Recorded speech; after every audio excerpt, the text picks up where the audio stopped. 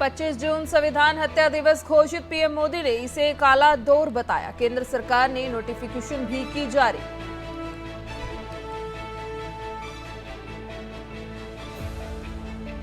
गुजरात के राज्यपाल आचार्य देवव्रत पहुंचे करनाल। करनाल के मंगलसेन ऑडिटोरियम में पहुंचे आचार्य देवव्रत। किसानों के लिए रखा गया ज्ञानशाला कार्यक्रम। किसानों को प्राकृतिक खेती के बारे में दी जानकारी।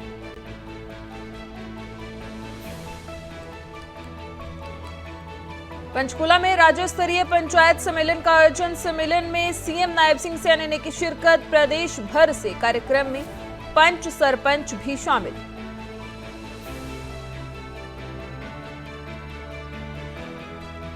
सीएम अरविंद केजरीवाल को सुप्रीम कोर्ट से मिली जमानत। आप नेताओं ने कोर्ट के फैसले का किया स्वागत। अनुराग ढांढा और डॉक्टर सुशील गुप्ता ने फैसले पर दी प्रतिक्रिया।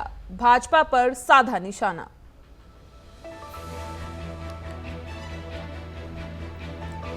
इंद्री में आयोजित जनसंवाद के कार्यक्रम में पहुंचे केंद्रीय ऊर्जा मंत्री मनोहर लाल। कार्यक्रम में मनोहर लाल ने सुनी लोगों की समस्याएं।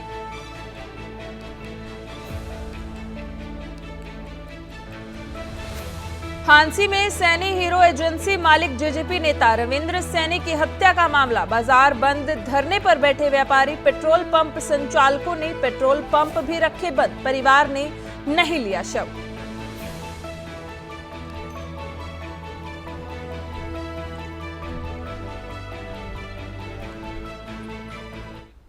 नमस्कार, मैं ऋचा धीमान, आप देख रहे हैं वर्ल्ड पंजाबी टीवी। शुरुआत करेंगे आज के बुलेटिन मारा हरियाणा की।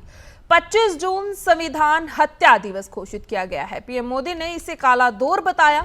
गृह मंत्री अमित शाह ने पोस्ट कर ये जानकारी दी है। सीएम नायब सिंह सैनी ने भी ट्वीट किया। सीएम सैनी ने इमरजेंसी को बताया काला अध्याय। केंद्र सरकार ने नोटिफिकेशन भी जारी की। 1975 में इसी दिन लगी थी इमरजेंसी। आपको बता दें, केंद्र सरकार ने 25 जून को संविधान हत्या दिवस घोषित कर दिया है। गृह मंत्री अमित शाह ने सोशल मीडिया पर पोस्ट कर इसकी जानकारी दी। सरकार ने इसका नोटिफिकेशन भी जारी किया है। उन्होंने लिखा कि 25 जून 1975 को तत्कालीन प्रधानमंत्री इंदिरा गांधी ने अपने तानाशाही मानसिकता को दर्शाते हुए देश में आपातकाल लगाकर भारतीय लोकतंत्र की आत्मा का गला घोट दिया था। आपको बता दें कि गृह मंत्री अमित शाह ने पोस्ट कर ये जानकारी दी है। सीएम नायब सिंह सैनी ने भी ट्वीट किया है और सीएम सैनी ने इमरजेंसी को काला अध्याय बताया है। केंद्र सरकार ने नोटिफिकेशन भी जारी की है। 1975 में 15 जून को लगी थी इमरजेंसी। आपको बता दें 25 जून है, संविधान हत्या दिवस घोषित किया गया है। पीएम मोदी ने इसे काला दौर बताया है। गृह मंत्री अमित शाह ने पोस्ट कर इसकी जानकारी दी। इसके साथ ही सीएम नायब सिंह सैनी ने भी ट्वीट किया है इस पर और सीएम सैनी ने इमरजेंसी को काला अध्याय बताया है।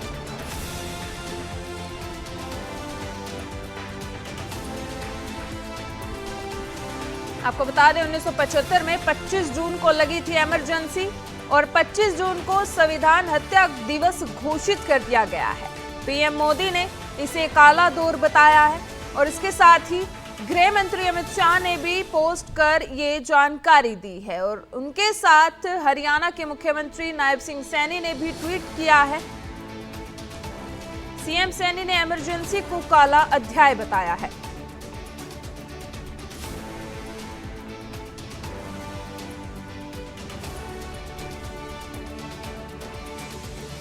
उन्नीस सौ 1975 में 25 जून को लगी थी 25 जून संविधान हत्या दिवस घोषित किया गया है। पीएम मोदी ने इसे काला दौर बताया है। आपको बता दें गृह मंत्री अमित शाह ने पोस्ट कर इसकी जानकारी दी है और इसके साथ ही सीएम नायब सिंह सैनी ने ट्वीट भी किया है।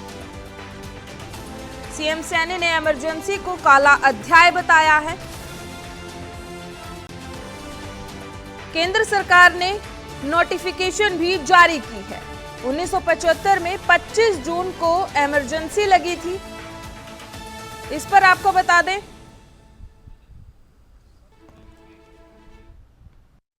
भारत की सरकार ने जो ऐतिहासिक फैसला लिया 25 जून को संविधान हत्या के रूप में देश इस दिन को हर साल मनाएगा।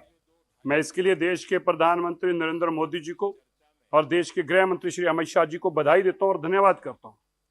हमारी आने वाली जनरेशन को यह पता होना चाहिए, हमारी आने वाली पीढ़ियों को यह पता होना चाहिए कि कांग्रेस जब जब सत्ता में आती है वो किस कदर गिर सकती है, किस कदर वो कत्लेआम करा सकती है, किस तरह से वो इमरजेंसी लगाकर हमारे बोलने की आजादी, हमारे चलने की आजादी, हमारे जीने की आजादी और तो और कैसे बड़े बुजुर्गों को नपुंसक कर दिया गया था। ये जानकारी देश के हर आने वाले नागरिक को होनी चाहिए। मैं बधाई देता हूं, बहुत लेट फैसला आया है पर दुरुस्त आया है। और मैं यह भी आग्रह करता हूं, जैसे हमने 1984 के कत्लेआम का 1984 मेमोरियल बनाया है, भारत की सरकार को 25 जून की इमरजेंसी का मेमोरियल बनाना चाहिए और वहां पर जिन जिन के ऊपर उत्पीड़ना हुई, जो जो परिवारों के साथ जातियां की गई, अत्याचार किया गया, नपुंसक किया गया, ऐसे सब लोगों का इतिहास और फोटो यहाँ लगनी चाहिए ताकि आने वाली जनरेशन समझ सके कांग्रेस किस हद तक गिर सकती है, कांग्रेस संविधान को किस हद तक मार सकती है। ये मेरी आने वाली जनरेशन को पता होना बहुत जरूरी है।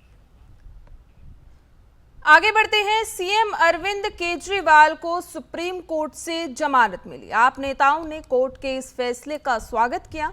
अनुराग ढांडा और डॉक्टर सुशील गुप्ता ने फैसले पर प्रतिक्रिया दी है। दोनों नेताओं ने भाजपा पर निशाना साधा। अनुराग ढांडा ने कहा कि एजेंसियों का दुरुपयोग करने की आरोप लगाए हैं। इसके साथ केजरीवाल की कोशिशें कामयाबी की तरफ बढ़ रही हैं। सीबीआई भी केजरीवाल को नहीं रोक पाएगी, जल्द बाहर आएंगे, ये कहना है सुशील गुप्ता का। बाहर आकर स्पीड से लोगों का काम करेंगे अरविंद केजरीवाल। आपको बता दें, केजरीवाल की कोशिशें कामयाबी की तरफ बढ़ती हुई नजर आ रही हैं। सीएम अरविंद केजरीवाल को सुप्रीम कोर्ट से जमानत मिली है। आप नेताओं ने कोर्ट के फैसले का स्वागत किया है और इस दौरान अनुराग ढांडा और डॉक्टर सुशील गुप्ता ने फैसले पर प्रतिक्रिया दी है और दोनों नेताओं ने भाजपा पर निशाना साधा है। उन्होंने क्या कुछ कहा है, आइए आपको सुनाते हैं। आज सुप्रीम कोर्ट का जो फैसला अरविंद केजरीवाल जी की अंतरिम जमानत को लेकर के आया है, सबसे पहले हम सुप्रीम कोर्ट का धन्यवाद करते हैं, इस फैसले का स्वागत करते हैं और इस फैसले से एक बार फिर ये स्पष्ट हो गया है कि भारतीय जनता पार्टी और उनकी केंद्र की सरकार एजेंसियों का दुरुपयोग करके लोगों को जिस तरीके से दबाना चाहते हैं, तोड़ना चाहते हैं, अपने विरोधियों के खिलाफ साजिशें रचते हैं, उसके खिलाफ जो लड़ाई शुरू की अरविंद केजरीवाल जी ने, वो अब धीरे धीरे कामयाबी की तरफ बढ़ रही है। भारतीय जनता पार्टी के षड्यंत्र का पर्दाफाश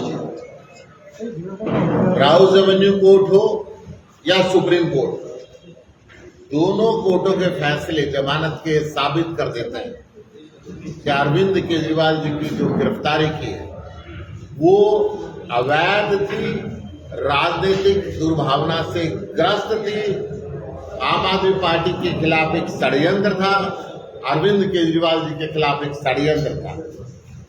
राउज एवेन्यू कोर्ट ने कहा था कि फर्जी मामला है, इस मामले में कोई लेन देन नहीं हुआ, 1 रुपए की 25 पैसे की भी कोई रिकवरी नहीं हुई।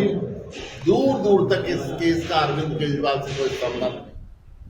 गुजरात के राज्यपाल आचार्य देवव्रत पहुंचे करनाल की मंगल सेन ऑडिटोरियम में पहुंचे आचार्य देवव्रत। किसानों के लिए रखा गया ज्ञानशाला कार्यक्रम का आयोजन। किसानों को प्राकृतिक खेती के बारे में जानकारी दी गई। कार्यक्रम में अलग अलग जिलों से पहुंचे किसान। कार्यक्रम में लगाए गए कई स्टॉल। आपको बता दें कि गुजरात के राज्यपाल आचार्य देवव्रत करनाल पहुंचे और कार्यक्रम में अलग अलग जिलों से किसान पहुंचे हैं। इसके साथ ही आपको बता दें कि कार्यक्रम में कई स्टॉल भी लगाए गए। गुजरात के राज्यपाल आचार्य देवव्रत करनाल पहुंचे, जहां पर किसानों के लिए कार्यक्रम आयोजित किया गया था। करनाल के मंगल सेन ऑडिटोरियम में आचार्य देवव्रत पहुंचे, जहां किसानों के लिए रखा गया ज्ञानशाला कार्यक्रम और इस कार्यक्रम में किसानों को प्राकृतिक खेती के बारे में जानकारी दी गई। कार्यक्रम में अलग अलग जिलों से किसान पहुंचे और कार्यक्रम में कई स्टॉल भी लगाए गए।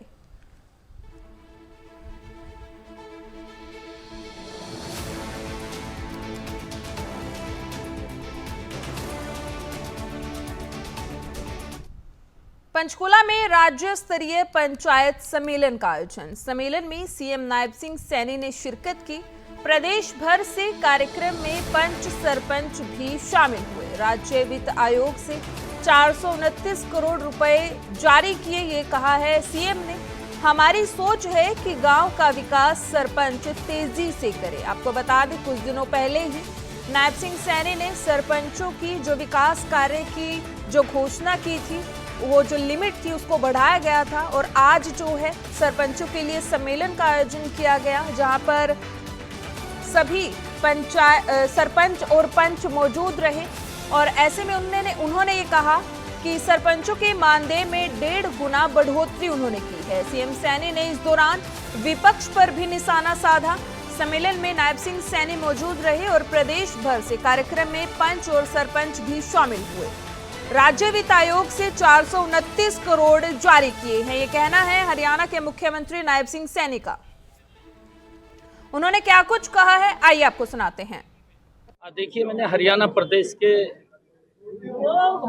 जो विकास के लिए अलग अलग 900 करोड़ रुपया गांव के विकास के लिए, 900 करोड़ रुपया शहरी विकास के लिए और 113 करोड़ रुपया जो SC/BC की चौपालें हैं उनके लिए जारी किया है। और राज्य वित्त आयोग से 429 करोड़ रुपया वो भी आज जारी किया है। ये लगभग 2400 करोड़ रुपए की राशि आज विकास कार्यों के लिए जारी की है।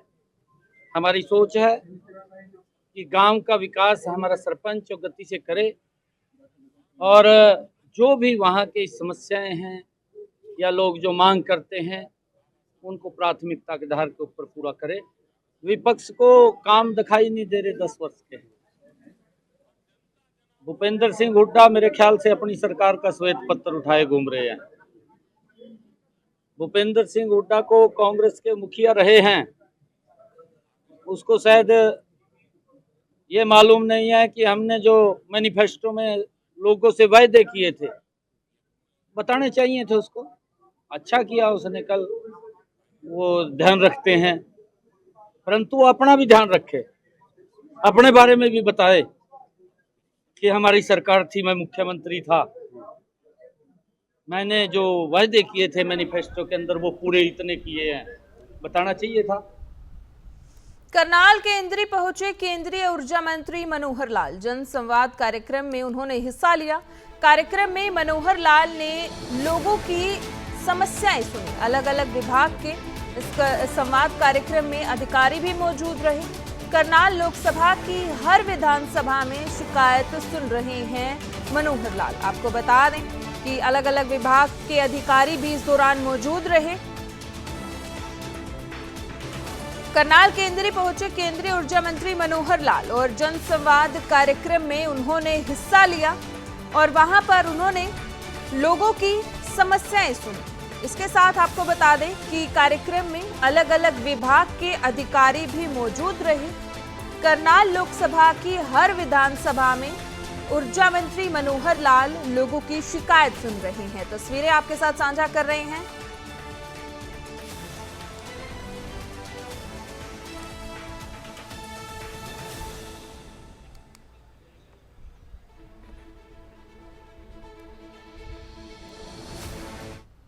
मुझसे मिलना है तो आधार कार्ड लेकर आए। मंडी की सांसद कंगना रनौत के इस बयान पर बवाल मच गया है। कंगना के बयान पर हिमाचल प्रदेश के PWD मंत्री विक्रमादित्य सिंह ने अपनी प्रतिक्रिया दी है। उन्होंने सवाल उठाते हुए ये कहा कि चुने हुए प्रतिनिधि का ऐसा व्यवहार अपने क्षेत्र की जनता के लिए ठीक नहीं है। उन्होंने क्या कुछ कहा है, आइए आपको सुनाते हैं। मंडी सदर में जो हमारा कार्यालय है, ये इसकी डिटेल है। विशेष करके आप जानते हैं कि हिमाचल में बहुत ज्यादा जो है पर्यटक आते हैं, तो इससे यहाँ आपका आधार कार्ड, मंडी क्षेत्र का आधार कार्ड होना जरूरी है। और साथ में जो पार्लियामेंट्री आपका काम है वो भी एक चिट्ठी पे लिखा हुआ होना चाहिए, ताकि लोगों को कोई असुविधा ना हो। नहीं तो क्या होता है कि टूरिस्ट इतने ज्यादा, मैंने देखा है मनाली में भी आ जाते हैं, कि जो आम लोग होते हैं उनको बहुत असुविधा हो जाती है। तो मंडी क्षेत्र का आधार कार्ड और पार्लियामेंट्री वर्क जो है उसका लेटर। नहीं, देखिए मैंने ऐसा कहा है, मैंने किसी के कहने पे नहीं कहा है। हम जनप्रतिनिधि हैं और हमारा ये दायित्व बनता है एज पब्लिक रिप्रेजेंटेटिव्स कि हम अपने प्रदेश के हर वर्ग के लोगों से मिलें, चाहे वो छोटा कार्य है, चाहे वो बड़ा कार्य है, चाहे वो पॉलिसी मैटर है, चाहे वो इंडिविजुअल कार्य है, और उसके लिए किसी का आइडेंटिटी की आवश्यकता नहीं होती है।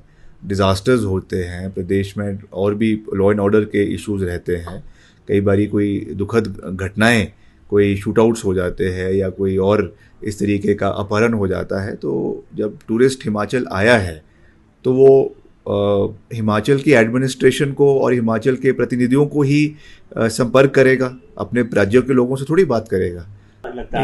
ये तो वही कह सकती हैं कि क्या होना चाहिए क्या नहीं होना चाहिए। मुझे उस पर कुछ कहने की आवश्यकता नहीं है और समय ही उस चीज़ को जो है वो आगे दर्शाएगा कि क्या उनकी परफॉर्मेंस रहती है, कैसे वो चीज़ों को उठाती है। मगर फिर भी I wish her best of luck. और जैसा मैंने पहले भी कहा है कि as part of the government हम जो भी सहयोग उनका और सभी और सांसदों का कर सकते हैं हम करेंगे। निरंतर हमारा ये दायित्व है कि हम सभी चुने हुए प्रतिनिधियों के साथ मिलकर हिमाचल के मुद्दों को उठाए, चाहे वो प्रदेश में उन्हें पूरा करना है, चाहे केंद्र से उनको आगे लेकर आना है। आगे बढ़ते हैं। हिसार के हांसी में 3 दिन पहले हुई सैनी हीरो एजेंसी मालिक जेजेपी नेता रविंद्र सैनी की हत्या को लेकर आज हांसी पूर्ण रूप से बंद है। व्यापारियों ने इसका ऐलान किया था। पेट्रोल पंप संचालकों ने भी आज बंद के दौरान अपने पेट्रोल पंप बंद रखे। वहीं सर्व कर्मचारी संघ, भारतीय किसान यूनियन और अन्य किसान यूनियन ने बंद के दौरान अपना समर्थन दिया और कहा कि जल्द से जल्द रविंद्र सैनी के हत्यारों की गिरफ्तारी हो। इस दौरान व्यापारियों ने शहर में प्रदर्शन भी किया।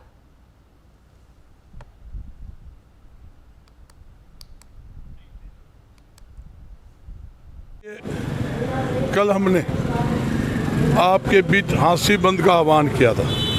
आपके सामने है सब्जी मंडी, हलवाई की दुकान, अनाज मंडी, लोहा मंडी, कपड़े की बाजार, यहाँ तक कि बर्तन, जूते, जराब, सब मार्केट पूरी तरह से ऐतिहासिक बंद है। और रविंद्र सैनी की हत्या करने के विरोध के अंदर प्रदेश के व्यापारी में आम जनता के अंदर बड़ा भारी रोष है और सरकार जहां तक कि लाइन ऑर्डर की स्थिति कंट्रोल करने में पूरी तरह से फेल सिद्ध हुई है। पूरा किसान परिवार भाई सैनी साहब का दुख व्यक्त कर रहा है और हम इनका पूरा समर्थन करा और ये गुंडागर्दी खत्म करने खातिर सरकार ने सख्त कदम उठाने चाहिए। और आज पूरा किसान मोर्चा हिसार व्यापारियों का समर्थन करता और हम तो एक मांग भी करा, जब किसान की कोई बात आओ तो व्यापारी और किसान को एक हो जाना चाहिए। इस बारे में ये कहेंगे कि जो ये परसों जो एक कांड हुआ है ये बहुत ही घिनौनी हरकत है और ये जो है एक आम जन के लिए बहुत ही दुखदायी घटना है। और हम जो किसान यूनियन की तरफ से अपने जो है यहाँ इनके समर्थन में आए हैं और ये जो है समाज को बचाना है तो एकजुट होकर रहना पड़ेगा, चाहे वो व्यापारी वर्ग है या किसान, सभी एक नहीं होंगे तो ऐसे ही बार बार जो है हमारी क्षतियाँ होती रहेंगी। है वो बिल्कुल गलत है और जो गोली कांड किया गया है वो प्रशासन का फेलियर। सरकार किसी भी वर्ग को संतुष्ट करने में नाकामयाब है, कोई भी वर्ग सरकार से संतुष्ट नहीं है। हम इस समाज का हिस्सा हैं और जो साथी के हत्या की गई है हम उसके प्रति संवेदना प्रकट करते हैं और सर्व कर्मचारी संघ आम जनता के मुद्दों को उठाता रहता है और हम अपनी तरफ से व्यापार मंडल का सर्व कर्मचारी संघ समर्थन करता।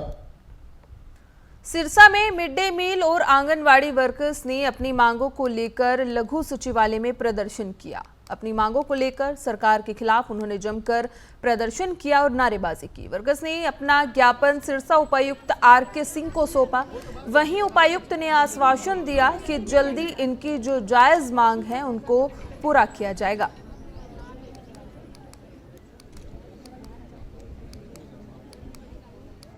ये है जी, पहले तो हमारी मांग है जो ASHA worker, mid day meal, anganwadi worker, helper, इनके पास बहुत ज़्यादा काम है और वेतन कम मिलता है। सरकार से हम यही कहना चाहते हैं कि हमें सरकारी कर्मचारी का दर्जा दो या न्यूनतम वेतन 26,000 करो हमारे पास बहुत काम है।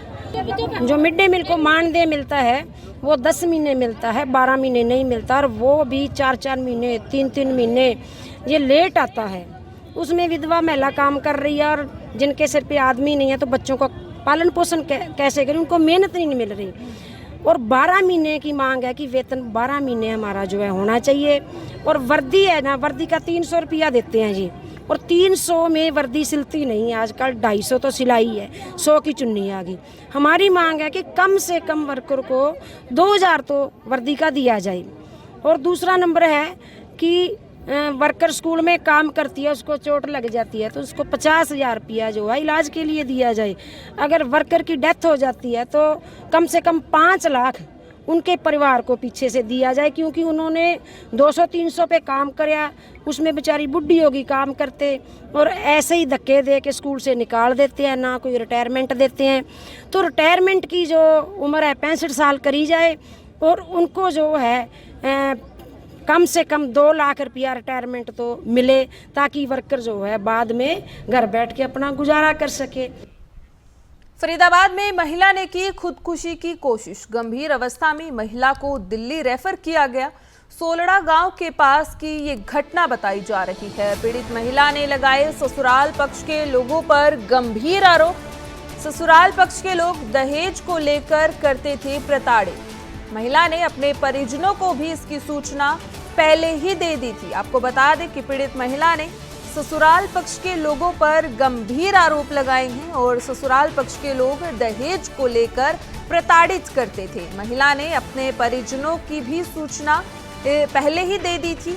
फरीदाबाद में एक महिला ने खुदकुशी की कोशिश की है और गंभीर अवस्था में महिला को दिल्ली रेफर किया गया और पीड़ित महिला ने ससुराल पक्ष के लोगों पर आरोप लगाए हैं। सोलड़ा गांव के पास की एक घटना बताई जा रही है और महिला ने अपने परिजनों को पहले ही इसकी सूचना दे दी थी।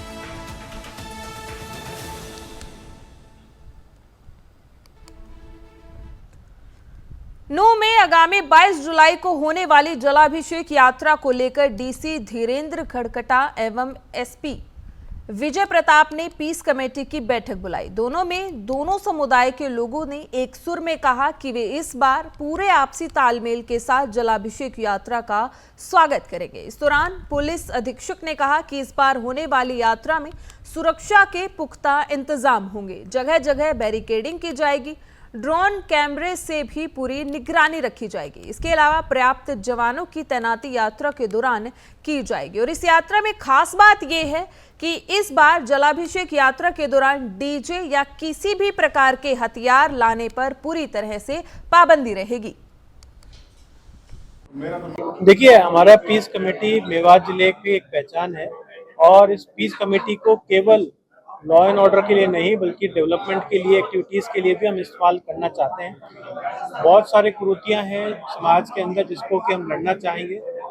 एसपी साहब की तरफ से और जिला प्रशासन की तरफ से एक मुहिम चालू की गई है जिसमें ड्रग्स फ्री हरियाणा बनाना है और माननीय मुख्यमंत्री जी, प्रधानमंत्री जी की तरफ से भी जो विजन है उसको हम आगे बढ़ाना चाहते हैं। देखो, पिछले साल के 2 प्रोग्राम रहे शोभा यात्रा से संबंधित, पहला सोमवार और लास्ट सोमवार को। तो हमने जो व्यवस्था लास्ट सोमवार को करी थी जिसमें शोभा यात्री निकाली गई थी, तो उसी से प्रेरित होकर हमने उचित प्रबंध, जो कहाँ नाकाबंदी होनी है, कहाँ फोर्स रहेगी, कैसे रहेगी, किस प्रकार से उसको एक्ट करना है, वो सब तमाम तैयारियां हमने पूर्ण कर ली है। पीस कमेटी की मीटिंग जिन मुद्दों पर हुई है सबने अपने अपने विचार सही तरह रख दिए और सही बात है, कोई भी हो। ये तो एक दिन की यात्रा की बात कर रहे हैं, हम कह रहे हैं 15 दिन कांवड़ जाती है, परिक्रमा 84 को परिक्रमा निकलती है मेवात से, रोजाना और दूसरी कलश यात्राएं निकलती हैं। किसी पर कोई झगड़ा नहीं है, हिंदू मुस्लिम का यहाँ झगड़ा है भी नहीं। ऐसा है, सारे समुदाय इकट्ठे हुए हैं दोनों, और इस कमेटी में सबने अपने अपने विचार रखे। वो जो पिछले साल घटना घटी है उसी कारण से घटी थी, इस बार कोई ऐसा कारण नहीं है और पूर्ण विश्वास है कि ये जो जलाभिषेक यात्रा आ रही है ये निर्विघ्न होगी, कोई फसाद। जींद में पुलिस ने नशे के कारोबारियों का भांडाफोड़ किया है। पुलिस ने 35 लाख कीमत की तकरीबन 9 क्विंटल की डोडा पोस्ट पकड़ी है। निर्जन बाईपास पर सफीदों सीआईए ने पकड़ा डोडा पोस्ट। पुलिस ने 2 आरोपियों को भी गिरफ्तार किया है। पंजाब और हरियाणा में सप्लाई करते थे डोडा पोस्ट। आरोपी झारखंड से ये डोडा पोस्ट लाए थे। आपको बता दें कि पंजाब और हरियाणा में आरोपी डोडा पोस्ट को सप्लाई करते थे और आरोपी झारखंड से ये डोडा पोस्ट को लेकर आए थे। ये श्री सुमित कुमार आईपीएस जीन, जो एसपी जीन है, उनके नेतृत्व में सीआईए स्पीडो की टीम ने एक बड़ा नशाखोर का भंडाफोड़ किया। जो कमल सिंह एसआई है सफीदों सीआई के अंदर, वो उसकी टीम ने एक 898 किलोग्राम करीब 9 क्विंटल डोडा पोस्ट 2 आदमी पकड़े गए हैं। जो आसपास के इलाकों में काफ़ी जाल बिछाए हुए थे नशे के बाद, लोगों के बिल्कुल खराब किया हुआ था और नशे बेचने का कारोबार करते हैं। सर, पहले कोई आपराधिक मामला दर्ज है? कौन है जी, क्या नाम है, कहाँ से हैं ये पंजाब से है, संगरूर से, सिंदरपाल नाम है, और एक रिंकू है, वो भी पंजाब से है, लेकिन हाल रोहतक से है। तो कहाँ से नशा लेके और कहाँ बेचते थे? ये झारखंड से नशा लेकर आए और यहाँ जींद के अंदर एक मकान किराए पर लेकर रहते थे, वहाँ नशा डालते थे और आसपास के इलाकों में, पंजाब के इलाके में, हरियाणा में काफ़ी जगह ये बेचने का। फिलहाल इस बुलेटिन में इतना ही। दीजिए मुझे इजाजत। धन्यवाद।